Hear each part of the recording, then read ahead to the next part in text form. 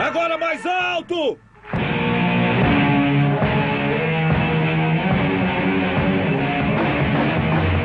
Eles eram apenas 4 garotos pobres de Birmingham, mas mudaram a face do rock and roll.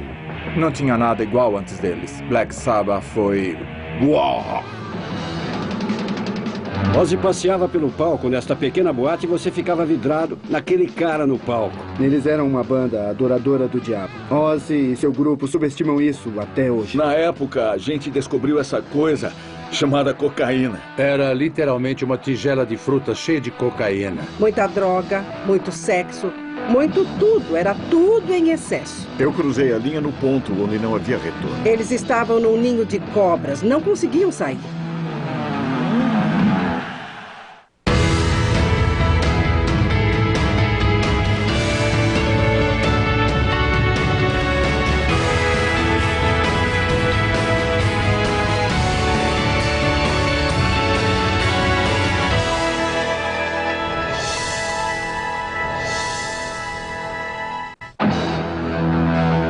O Black Sabbath atingiu a fama em 1970, com um novo tipo de rock pesado venerando o ocultismo.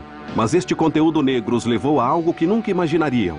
Alguns os consideravam satanistas. Nós nunca dissemos que adorávamos Satã ou coisa assim. Realmente, essa não era a essência da banda. Não mesmo. Eu não tinha ideia de que tipo de pessoa praticava esse tipo de coisa. Pensei que fosse bobagem. Na época, as imagens eram a única coisa que conectavam a banda a isso. Ninguém sabia que os caras não veneravam o diabo, que não eram adoradores de Satã. Aquela primeira impressão seria difícil de ser retirada. Quando saímos para fazer turnês foi muito estranho, porque as pessoas estavam assustadas. Elas não vinham aos bastidores e coisas assim. Tinham medo de conhecer a gente, sabe? A banda havia, de alguma forma, ofendido pessoas que sustentavam opiniões opostas. Adoradores do diabo estavam desapontados, pois Black Sabbath não era o que imaginavam. E as pessoas de fé tradicional tomaram as ruas em protesto. Se continuarem, vão pro inferno! Havia pessoas muito perigosas lá. Queriam ter certeza de que não sairíamos vivos. 1º de março de 1971, na segunda semana da segunda turnê pelos Estados Unidos a caminho do show de Memphis, os ânimos se exaltaram. Um cara subiu no palco com uma grande adaga. Ele queria assassinar o Tony. Ele passou pela segurança. Eu nunca tinha visto ele antes. O Tony se virou e fugiu do palco enquanto o cara corria atrás dele. Eu escutei uma briga atrás de mim. E eles conseguiram derrubar ele. Era um religioso. Fomos ao camarim e havia uma cruz imensa, invertida, feita em sangue, na porta. Aquele cara havia cortado os pulsos e espirrado sangue na porta inteira.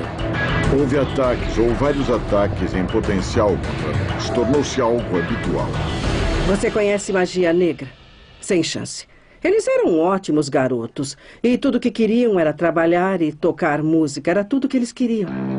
Tudo começou inocentemente para o Black Sabbath. Eles eram 4 garotos de Birmingham, Inglaterra, com um grande sonho. E se alguma vez uma cidade pôde produzir os deuses do heavy metal, foi esta cidade de classe operária que ainda carrega as cicatrizes dos bombardeios alemães.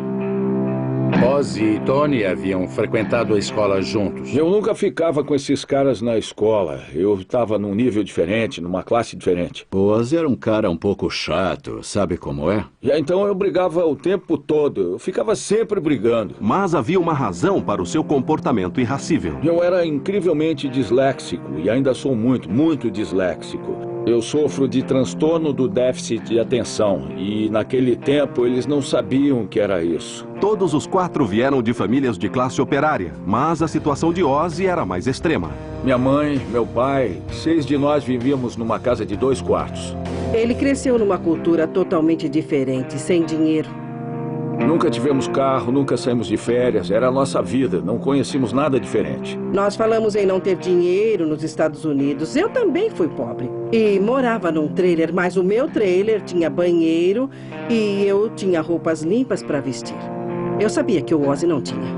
A situação era violenta. O exército republicano irlandês nos bombardeava o tempo todo. Edifícios explodiam. Isso fazia parte do que era viver em Birmingham. Toda aquela área da parte central é de classe operária, entende? As pessoas eram duras, tinham temperamento forte.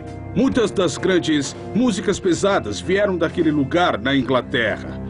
Chamam aquele lugar de Nação Negra por isso. O povo da Inglaterra é rude. As pessoas que assoam aos britânicos são... Sério, não faça isso na Inglaterra, pois alguém vai acabar arrancando sua cabeça. Se a vida em Birmingham era sombria, perspectivas de um futuro decente eram ainda mais obscuras. Se encontrassem um emprego, o trabalho era difícil, era perigoso. Isso se achassem um. Nós sabíamos que não fomos feitos para trabalhar das 9 às 5 em uma fábrica ou num escritório. Mas havia uma saída. Muitos jovens ingleses montaram bandas porque ou era isso ou era o auxílio-desemprego. Era literalmente uma forma de ganhar a vida. Eles pensavam, o que mais posso fazer? Jovens, todos os 4 aproveitaram para dar à música uma chance.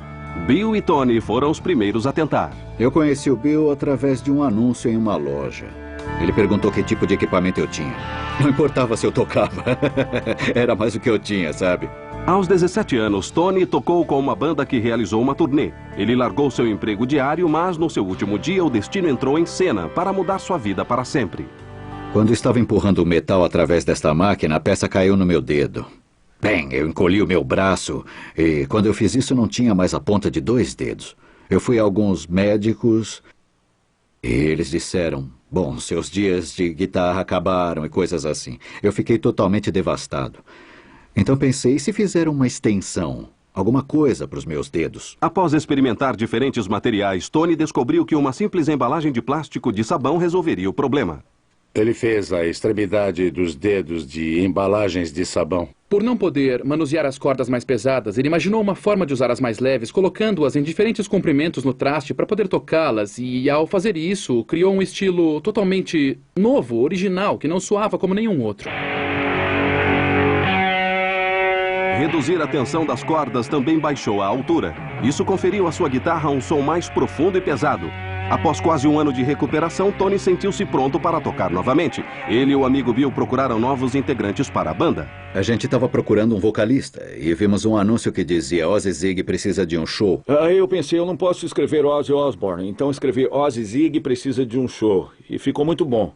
Eu disse pro Bill, eu conheço um Ozzy, mas não pode ser ele, porque até onde eu sei, ele não canta. Mas espera aí, deve ter funcionado, pois Tony Iommi e Bill Ward vieram até minha casa e Geezy Butler também. Ozzy e Tony colocaram de lado suas diferenças de escola por um objetivo maior. Se vencessem na música, poderiam escapar das fábricas de Birmingham, mas eles logo descobririam que a vida de uma banda não é só diversão e jogos.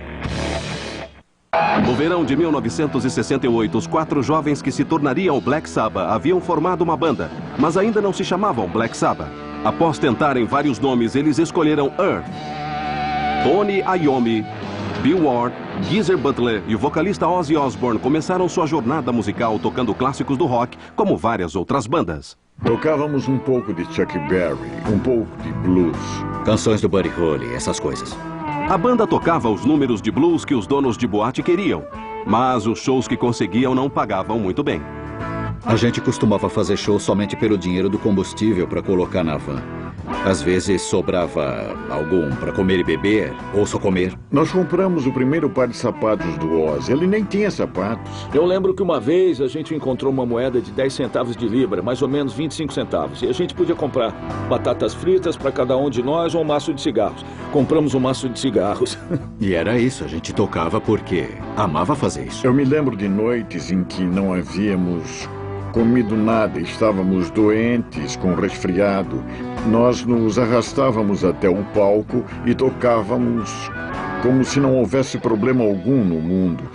Eu olhava aquilo e pensava, meu Deus, que banda! Eles tocaram diversas vezes em casas noturnas locais de propriedade de Gene Simpson. Simpson, que também agenciava bandas, gostou do que ouviu e adicionou Earth à sua lista de grupos. Ele marcou shows em casas noturnas através da Europa. Tocaram em todos os shows que arranjei nos primeiros anos. Isso é o que as bandas fazem, entende? Aprendem a profissão tocando na estrada. E os shows nos faziam trabalhar. Costumávamos fazer 8 shows por dia. A gente costumava tocar das 2 da madrugada até as 2 da madrugada. Eu subia no palco e não tinha mais voz, sabe? Pois tinha cantado o dia inteiro. Eles voltavam exaustos, com os dedos sangrando, sem voz nenhuma. E no fim era assim, tá? Poderíamos ter feito isso nas horas de sono, mas estávamos trabalhando nas horas de sono. O ano de campanha musical estava valendo a pena, mas havia um problema que eles ainda precisavam resolver.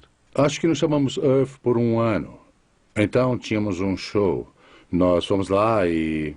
Encostamos a van e tinha um cara lá de gravata borboleta e terno. Pensamos, oh meu Deus. Havia todas aquelas pessoas mais velhas usando vestidos, ternos com gravata e tudo mais. Eu pensei, caramba, o que está acontecendo aqui? Porque a gente era desleixado. Pensamos, Deus, esse é um público estranho para nós. Eles disseram, gostamos do single de vocês.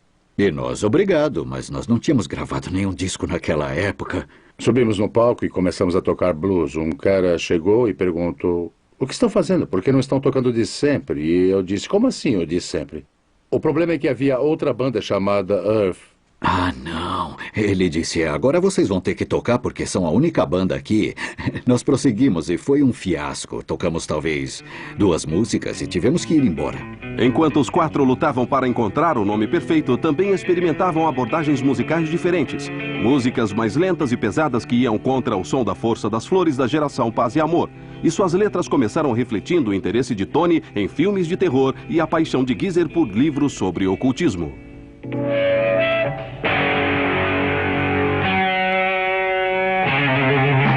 O que eu lembro de ter acontecido foi que costumávamos ensaiar em frente a um cinema.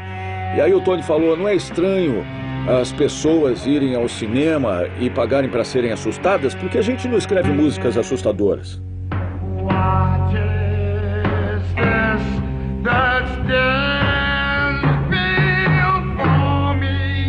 Aquilo foi a referência para o ponto em que estávamos indo, porque assim que fizemos a canção, pronto, sabíamos exatamente o que queríamos.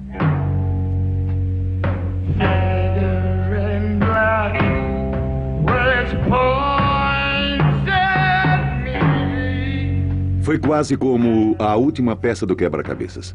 Sabíamos que estávamos indo a algum lugar musicalmente, era a direção correta, mas não tínhamos um nome.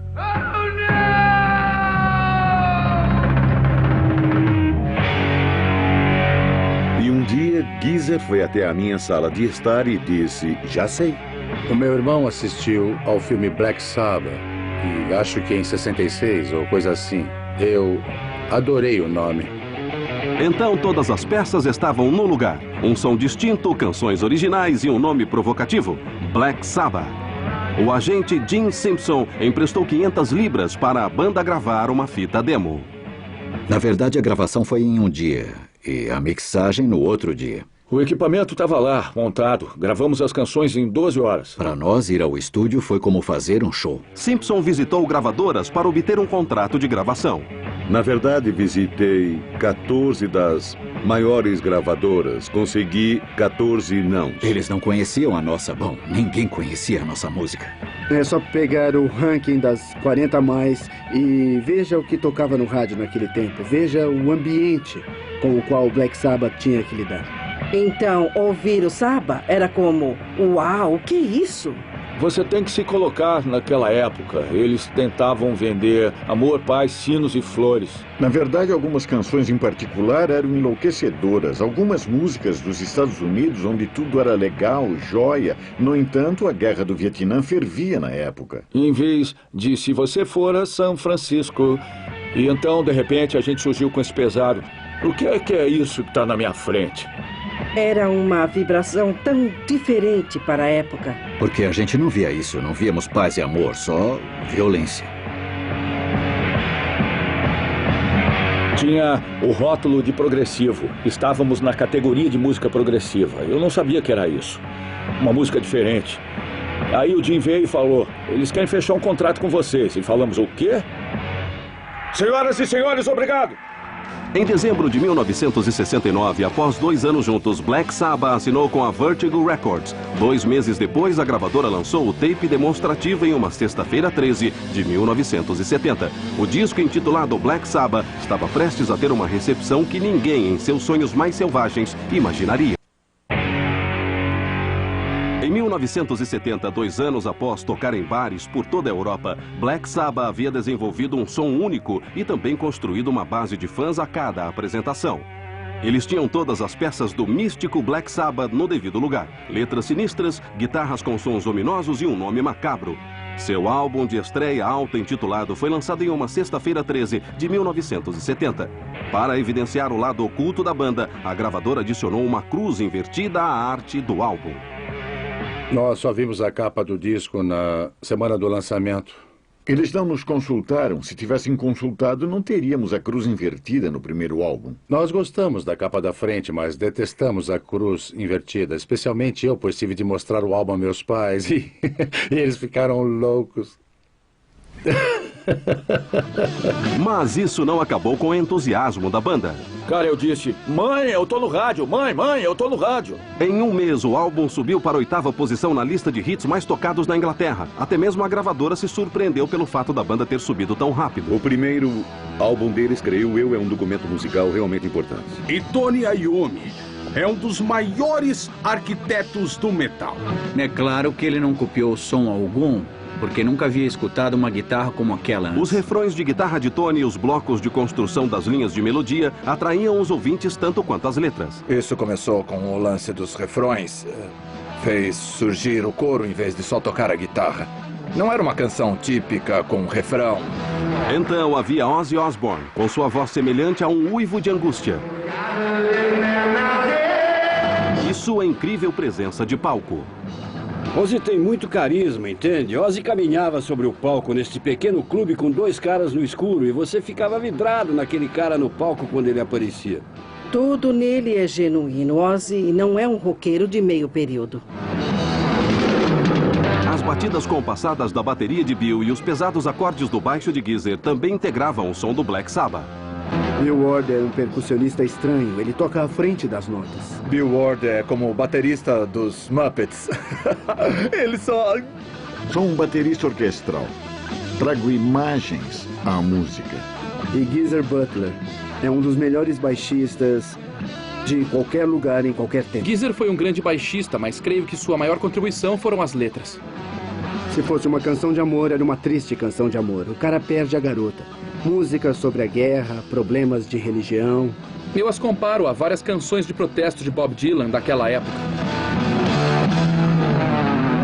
Em poucos meses, Black Sabbath ganhou um disco de platina. Ávida por ganhar dinheiro com este sucesso, a companhia logo fez o grupo gravar um segundo álbum, que supostamente se chamaria War Pigs. Mas o produtor Roger Band sentiu que o disco precisava de mais uma faixa. Roger Ben disse, a gente precisa de 3 ou 4 minutos para finalizar o álbum. Jen, alguma coisa. Então, poucos minutos depois, a gente tinha feito uma canção. O Tony criou o refrão. Eu criei a melodia, o Geezer alguns acordes e o Bill entrou com a bateria. E foi só um impulso no momento.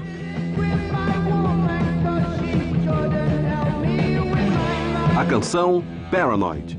A gravadora descartou o título War Pigs. Eles encontraram outro nome para o álbum. A primeira canção que ouvi do Black Sabbath foi Paranoid. E eu achei legal, porque tratava desse tema obscuro, de perder a cabeça, perder o controle da mente.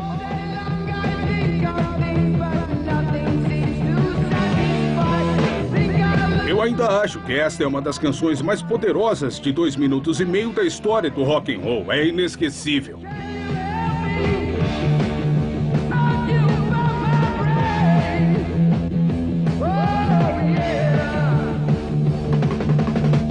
Os refrões do Tony ressoam. Não tem como fazer melhor.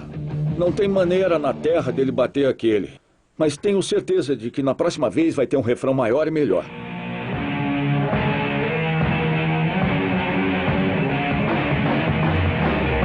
Não dá pra fazer uma canção mais pesada do que essa. Ele é o rei absoluto do refrão.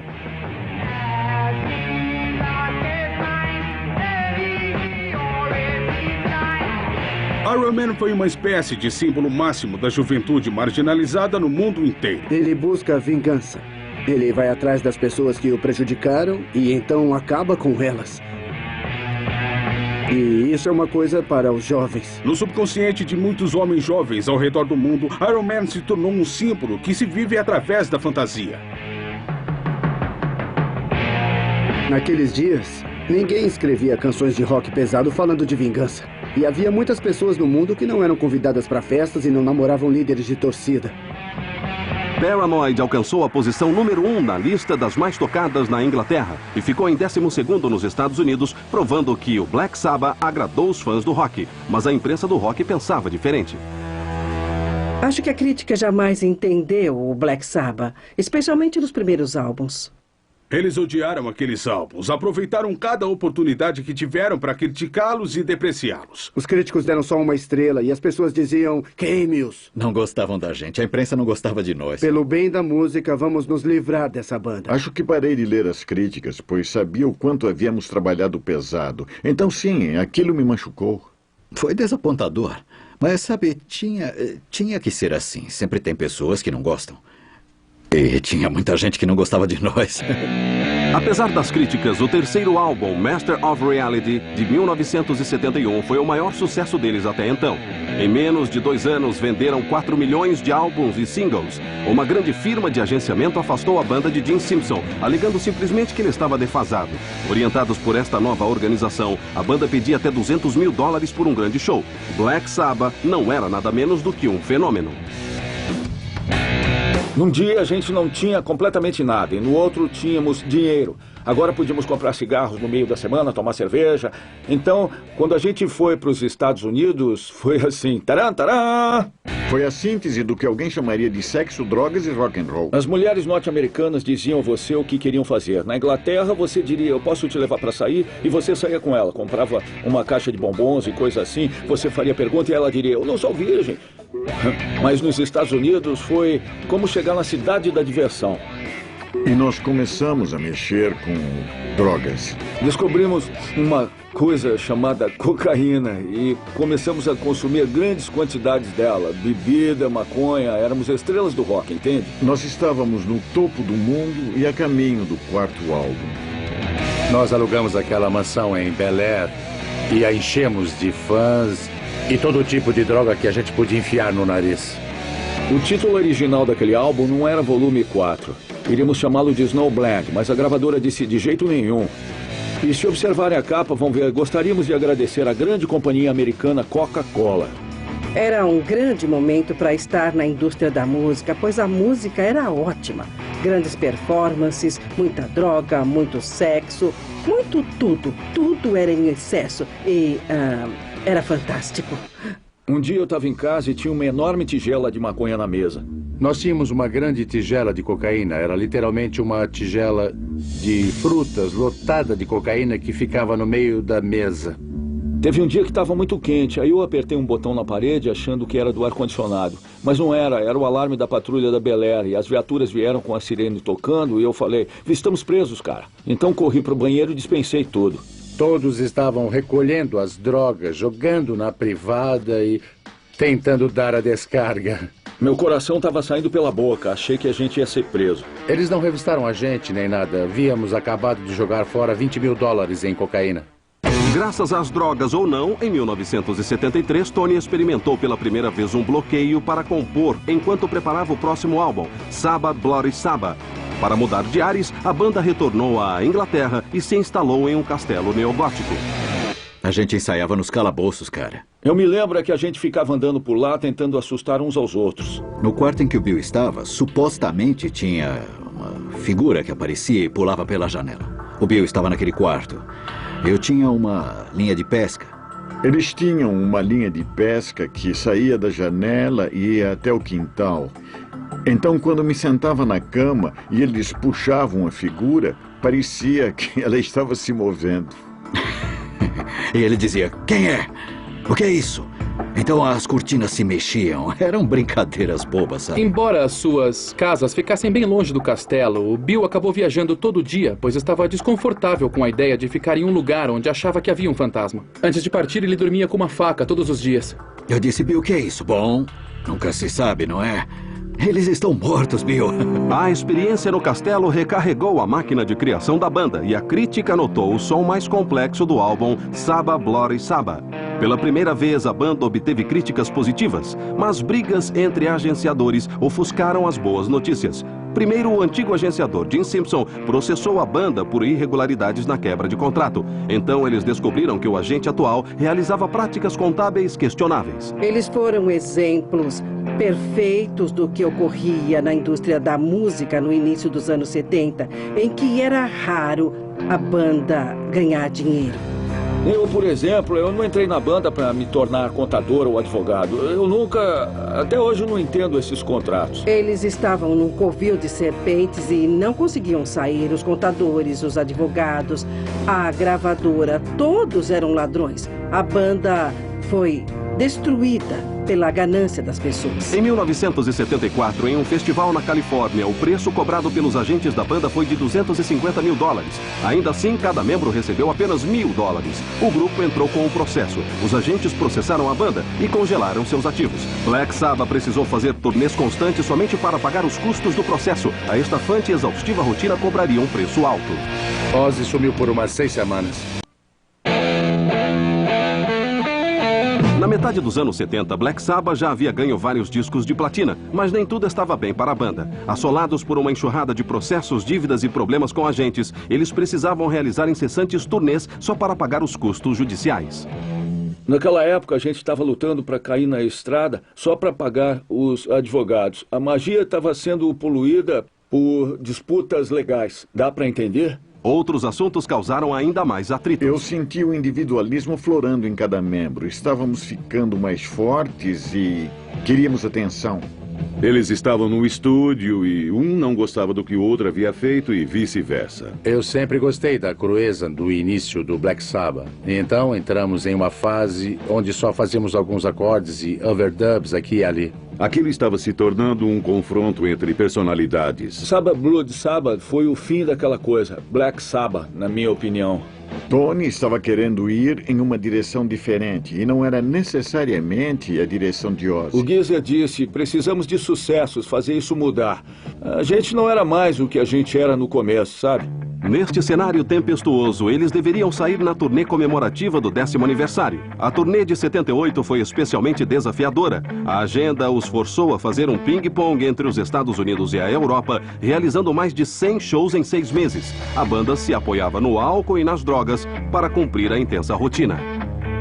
No começo eu achava que as drogas, bom, eram boas, sabe? Todos nós achávamos isso. Mas depois eu creio que causou mais mal do que bem. Todos estávamos piorando visivelmente. E claro que a velha paranoia entra em cena quando se faz estas coisas. Eu cruzei a linha no ponto onde não há retorno. O que aconteceu foi que as drogas e o álcool tornaram-se mais importantes do que tudo, incluindo o Black Sabbath.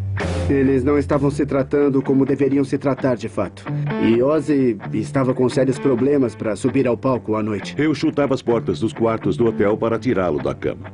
Realmente derrubava as portas e pagava os estragos, pois ficava mais barato do que perder um voo e cancelar um show. Encontramos Ozzy desmaiado em alguns hotéis, caído no corredor. As pessoas o haviam deixado lá porque ele não acordava. A coisa saiu do controle, totalmente fora de controle. Na época, eles haviam vendido perto de 20 milhões de discos no mundo inteiro. Mas após 8 álbuns e 10 anos juntos, Black Sabbath estava se partindo. Muito disso ficou aparente na turnê Never Say Die. Nós estávamos lá e o Van Halen nos ajudou. Era a nossa primeira turnê, 78. Estávamos fazendo o possível para dar o melhor de nós. E se ouvir os discos piratas daquela turnê, parecia que canções foram feitas à velocidade 78. Parece que o tape está indo muito depressa, mas é que eles estavam drogados. E para piorar as coisas, a banda estava visivelmente perdendo o ritmo comercial. As vendas dos últimos 3 álbuns falharam em atingir os níveis dos primeiros 5. Agora a gravadora estava colocando sua máquina promocional atrás da banda de abertura, as promissoras e jovens estrelas do hard rock, Van Halen. Para o Black Sabbath, a pressão era grande.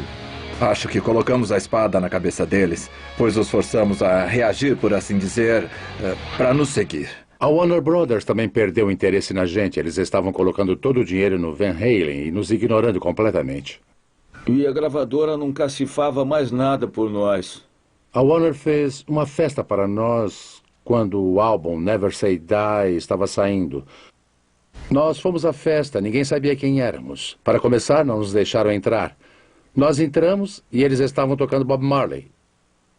Pois ninguém gostava de Black Sabbath. O moral da banda estava baixo e quando parecia que as coisas não poderiam ficar piores, ficaram. Era novembro de 1978 em Nashville. Ozzy estava totalmente esgotado. Eu tinha ficado acordado por 3 ou 4 dias sem dormir. E aí, às 6h30 da manhã, a gente chegou no hotel em Nashville. Ele estava tão drogado que deixou a última cidade com a chave do hotel na mão. Pus a mão no bolso, peguei uma chave, mas era a chave errada. Achei que a gente estava no andar errado. Ele parecia um zumbi, andando, sabe? Enquanto eu olhava para esta, olhei para o número do quarto na chave, ou sei lá eu, e a arrumadeira estava saindo. Então eu entrei e deitei na cama. O que eu sei é que acordei e disse: nossa, foi uma boa soneca. A gente devia fazer a checagem do som e ninguém encontrava ele. Eu corri para todos os quartos. Vamos, garotos, vamos descer. Então, cadê o Ozzy? Procuramos por todos os bares ao redor. Não conseguimos encontrá-lo. Até a polícia estava atrás porque achamos que alguém tinha raptado Então ele. precisamos cancelar o show. Eu tentei telefonar para o Albert, ele ficou completamente louco. Onde diabos você está? Estou no quarto.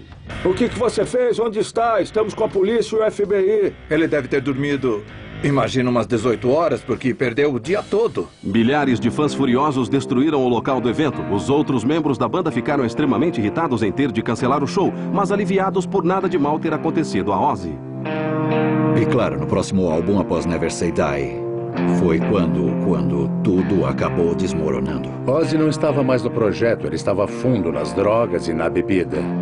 Quando finalmente terminamos de gravar o álbum, Ozzy desapareceu por 6 semanas. E quando ele resolveu aparecer, estava completamente louco. Meu Deus do céu. Meu abuso nas drogas e no álcool não era só eu quem estava nisso, todo mundo estava. Mas eu acho que cheguei primeiro no fundo do poço. Nós estávamos empacando, ele não se interessava por nada. Isso tinha de acontecer. Sabíamos que alguma coisa precisava mudar drasticamente na banda. Chegou ao ponto em que a banda disse: bom, acabou, vamos nos separar. Ou vamos escolher outra pessoa e seguir em frente. Por mais de uma década, Ozzy Osbourne foi o líder do Black Sabbath. Mas os outros já haviam decidido que era o suficiente. Não foi só minha decisão, foi a de Bill Geezer e a minha. No começo foi a coisa mais inacreditável. Foi por causa de como éramos uns com os outros, do que sentíamos uns pelos outros. Foi horrível, horrível mesmo, porque tínhamos estado juntos por vários anos até aquele momento. Eu me ofereci para falar com o Ozzy e colocá-lo a par das coisas. Ele estava deitado no momento. E olhou direto e disse: você está brincando? Eu disse: não estou. O resto da conversa é particular. Ficamos todos tristes, todos nós choramos quando aconteceu. Ninguém queria que tivesse sido assim, mas tinha de acontecer. Eu me lembro de pensar: é isso, acabou. Acabei, terminou. Foi uma passagem muito triste, pois o Black Sabbath foi a melhor coisa que havia me acontecido. Quando um grupo afasta alguém, pode-se imaginar como essa pessoa se sente. Agora, Ozzy estava por conta própria. Ele nunca estivera por conta própria antes. Ele estava triste, sozinho e assustado. Após 11 anos de rock pesado e uma vida exaustiva, Black Sabbath tornara-se um dos maiores nomes do rock. Mas as drogas, turnês intermináveis, disputas judiciais e diferenças pessoais haviam finalmente cobrado o seu preço. Em 1979, Tony Iommi, Geezer Butler e Bill Ward decidiram que Ozzy Osbourne não mais integraria a banda. Eles não tiveram outra escolha além de romper com seu líder e vocalista, a despeito de sua grande popularidade com os fãs. Foi muito difícil. Lá estávamos nós trazendo um novo vocalista. Nós queríamos alguém que servisse e que ninguém dissesse: oh, parece o Ozzy cantando, sabe? O veterano empresário do rock, Dom Arden, fora trazido para trabalhar com o grupo. Sua filha Sharon era parte da equipe de agenciadores. Eles não queriam Ozzy. E não tinham vocalista, então eu disse: ouça o Ronnie Dio, ele tem uma bela voz. O cantor norte-americano Ronnie James Dio já era uma estrela e havia liderado outro famoso grupo de rock, Rainbow. Trazer o Ronnie nos lançou novamente. Era um novo desafio. Realmente nos fez trabalhar. Eles fizeram um álbum chamado Heaven and Hell, que pra mim é um dos melhores álbuns de rock que eu já ouvi. Tecnicamente, ele é um cantor muito melhor que o Ozzy. Podia fazer muito mais. Ele era bom, tinha bom timbre, aquela voz alta para esse tipo de música. Na minha opinião, cada álbum que Dio fez com o Sabbath merece ser ouvido. Foi difícil para o Ronnie ficar na frente das pessoas quando começamos a fazer turnês. porque ele era o substituto do Ozzy. Era uma tarefa muito difícil, entende? Mas eu acho que o Ronnie acabou fazendo um excelente trabalho. Quando Ozzy Osbourne deixou o Black Sabbath, acho que ninguém esperava que a banda sobrevivesse. E tem mais, qualquer um que conhecesse Ozzy Osbourne provavelmente tinha poucas razões para esperar que ele continuasse como um artista solo. Ozzy estava perto da morte na época. Ele ficou um tempo em um hotel sem sair do quarto. Ele estava com medo de ir embora, porque emocionalmente ele estava acabado. Ozzy não conseguia ver, ele estava perdido. Todos tínhamos problemas, por isso nenhum de nós pôde ajudá-lo. Tínhamos nossos próprios problemas na época. Sharon Arden viu o potencial de Ozzy como artista solo. A Sharon apareceu um dia e falou: "Você quer saber? Levanta a cabeça, cara. Nós queremos agenciá-lo." Aí eu fiquei pensando, o que será que eu posso fazer? Então nós dissemos a ele: vamos, levante-se e recupere a sua autoconfiança. Você pode fazer isso e pode fazer sozinho. E a Sharon salvou a vida dele. Após ficar enclausurado por 3 meses, Sharon sabia que Ozzy teria de recomeçar bem devagar. Eu queria que ele tivesse orgulho de si mesmo. E acho que isso começa com tomar banho todos os dias, lavar o cabelo e colocar roupas limpas. Após a melhora de Ozzy, teve início a busca por uma banda. Ele se uniu ao virtuoso guitarrista Randy Rhoads e voltou a criar mesclando hard rock e imagens do ocultismo, sua marca registrada. O resultado? Uma sucessão de discos de platina. A química entre Ozzy Osbourne e Randy Rhoads resultou em uma grande banda. Esses dois caras criaram músicas incríveis que, na verdade, se comparavam às do Black Sabbath, uma coisa bem difícil de se fazer. Acho que o Príncipe das Trevas era algo com o qual ele brincava e a imprensa aceitou. Podemos ver nos álbuns solo, Diary of a Madman e nos outros, ele usa maquiagem. A coisa do lobisomem em Bark at the Moon, ele está com presas grudadas nos dentes. Ele gosta desse tipo de coisa. Ozzy é um cara esperto. Ele passou por muita coisa. E ele é um personagem absoluto. E o mundo precisa de personagens e o rock and roll também. Eu venho aplaudindo o Ozzy por toda a sua trajetória, pois sempre estivemos juntos, nunca ficamos longe um do outro.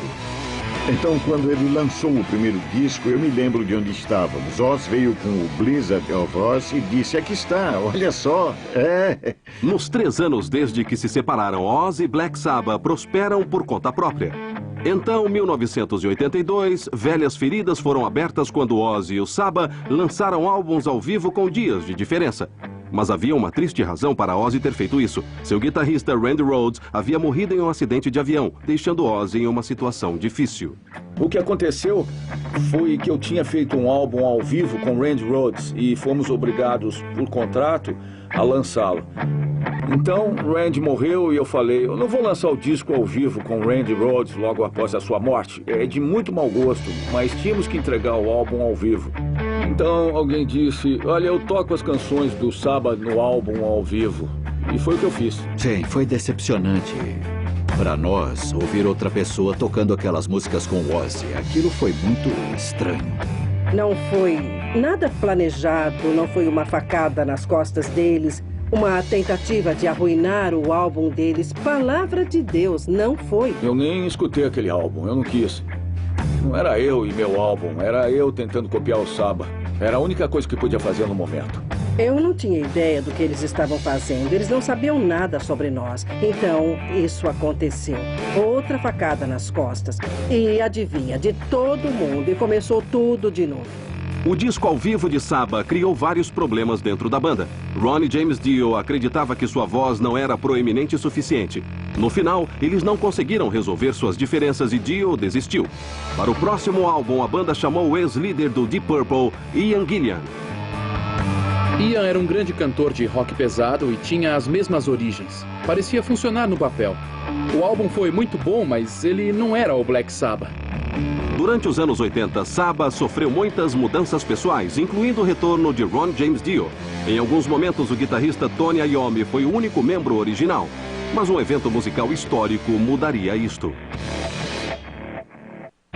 No início dos anos 80, Black Sabbath e seu ex-vocalista Ozzy Osbourne trilharam seus caminhos com sucesso no mundo da música. Mais de 5 anos haviam se passado desde a traumática turnê de 1979, a última vez que os membros originais do Black Sabbath subiram ao palco juntos. E os fãs não tinham razões para acreditar que eles voltariam a se reunir. Mas então, em 1985, o cantor Bob Geldof começou a organizar um evento para o combate à fome. Geldof convidou alguns dos maiores nomes do rock, incluindo Led Zeppelin, Crosby, Stills e Nash. Também na sua lista, Black Sabbath. Era uma oferta que eles não podiam recusar. Live Aid, uma das maiores transmissões televisivas ao vivo de todos os tempos. Fazia tempo que não nos víamos. Então eu fui a Filadélfia para começar os ensaios. Foi fantástico, falamos sobre os velhos tempos. Nós não nos esquecemos de ensaiar, ficamos conversando e estávamos felizes em nos ver. Ensaiamos só uns 5 minutos, eu acho, não foi muito. Foi como se nunca tivessem se separado. Qualquer que fosse o motivo da separação estava esquecido. Eles estavam de volta como antigamente. Particularmente eu não gostei da hora em que entramos. Eram umas 10 da manhã. Eu estava com uma ressaca enorme, então coloquei óculos escuros para fazer o show. Eu estava completamente indisposto, terrivelmente indisposto, mas aprendi a fazer um show só. Nós tocamos 3 músicas e foi isso. Depois ficamos sem nos ver por um bom tempo. Obrigado! Deus abençoe todos vocês! Vários rumores surgiram de que nós voltaríamos a tocar juntos, mas é claro que nós não voltamos. Em alguns momentos ao longo dos anos, um membro da banda aparecia na turnê ou no álbum do outro. Mas no meio dos anos 90, eles perceberam que o elo entre os 4 era forte demais para ser ignorado. Eu sempre digo que eles têm uma corda invisível que os mantém juntos. Desde a minha saída do Black Sabbath, eu toquei aquelas canções com grandes músicos, grandes acompanhamentos e tudo mais. Mas ninguém toca essas músicas como a gente toca. É sempre o Ozzy tirando o melhor de Iommi, o Geezer tirando o melhor de Bill e o Bill tirando o melhor de Geezer. Era um troço que eu não precisava ficar olhando para trás dizendo o que ele está fazendo ou o que ele está fazendo. Quando a gente tocava, era como uma máquina. Claro que havia algum tipo de elo entre eles o tempo todo, pois eles voltaram e foi como se nunca tivessem se separado. Gravar por conta própria deu a eles a liberdade de criação de que precisavam. Mas tocar juntos era uma de suas maiores alegrias. Com o passar dos anos, a banda se reuniu ocasionalmente. O Black Sabbath original foi até manchete de vários Ozzfest, um festival de música criado por Oz e Sharon para revelar artistas do heavy metal. A reunião mais esperada foi a turnê que trouxe os 4 membros originais da banda de volta para onde tudo começou, sua cidade natal, Birmingham, Inglaterra. Em novembro de 1997, 18 mil fãs foram à cidade para testemunhar o histórico evento. Foi fantástico para mim estar com eles na nossa cidade natal, em Birmingham, no National Exhibition Center. Foi incrível. Foi mágico. Foi realmente uma sensação incrível estar lá. Eles abriram com War Pigs e isso foi como ter um martelo batendo na cabeça.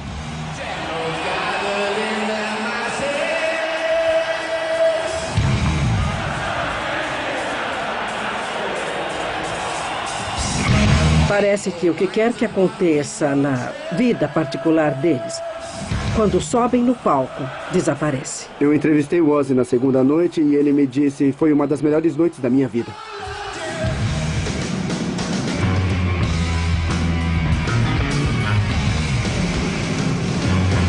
Foi um delírio. Uma das coisas mais maravilhosas que me aconteceram nos últimos 10 anos. Eu amo todos eles, eu não vou ficar xingando ninguém. Tivemos nossos altos e baixos ao longo dos anos, mas e daí? A vida é isso aí. Eu amo todos eles, realmente amo aqueles caras. Após 40 anos e 50 milhões de álbuns vendidos, o amor dos fãs pelo Black Sabbath não diminuiu com o tempo. O Black Sabbath terá uma vida ilimitada. Na próxima geração, o pai dirá: filho, é a sua vez. E na próxima, o filho estará dizendo para o seu próprio filho. Quando pensamos em reggae, em um artista só, pensamos em Bob Marley. Ele simboliza o reggae, mas ele o transcende. Johnny Clash é o mesmo com country e Black Sabbath é assim com heavy metal. Sempre achei engraçado chamarem Led Zeppelin de heavy metal. Metade das músicas deles é acústica. Eles começaram heavy metal, isso não se discute.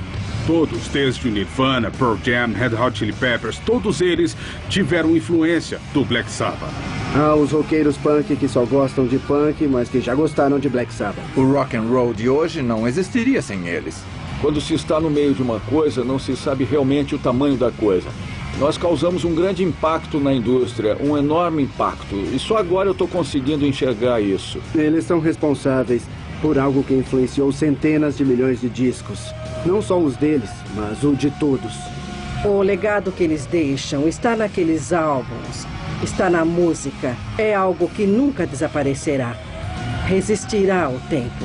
A cada década eles dizem, acabou, acabou. Isso nunca vai acabar. É realmente estranho. Nós fazemos os shows, estamos mais velhos e quando olhamos para frente é como o retrato de Dorian Gray. O público ainda está com a mesma idade e parece exatamente o mesmo de quando começamos em 68. Valeu, gente! Obrigado!